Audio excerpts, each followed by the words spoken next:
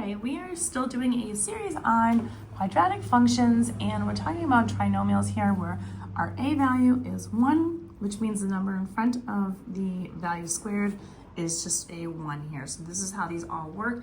Again, check out the photo video that kind of helps guide you along all the different 4 options that you can choose from and how to set each of them up, or check out the other videos that I have in this series. So we are going to be looking at, first off, we are looking at a positive, negative, negative trinomial. First thing you always do in all of your factorings of trinomials, set up your binomials, and the variable that you have, in this case n, goes into both spots. And because this is set up as a minus minus, we do want one of these to be positive and one of them is going to be negative, and that's always the case. So when it's positive, negative, negative, this is how you set it up. It also could be negative, positive, it doesn't matter. As long as one of them is positive, one of them is negative. Next step you're going to do is you're going to take this number here at the end, the minus 56, that is your C value, and you are going to find out factor pairs of negative 56.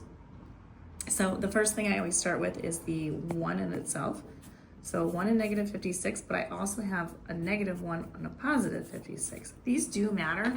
So when you have positive, negative binomials, it's going to make a difference which one you choose. You have to make sure you check out all options. Next option I go with is 2. 2, it goes into 56 28 times, so that's going to be a negative 28. Or you're going to have a negative 2 and a positive 28.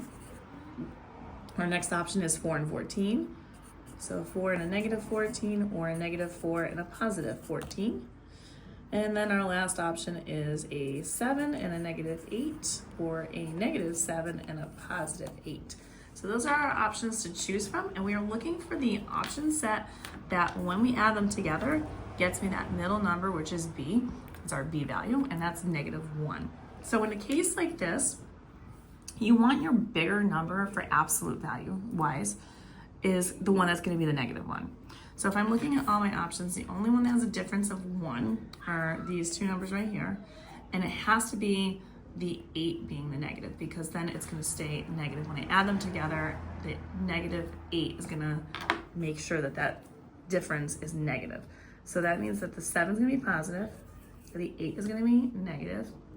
This is the correct setup, and if you want to see how to check on how to do that, I will show you the check in the next video.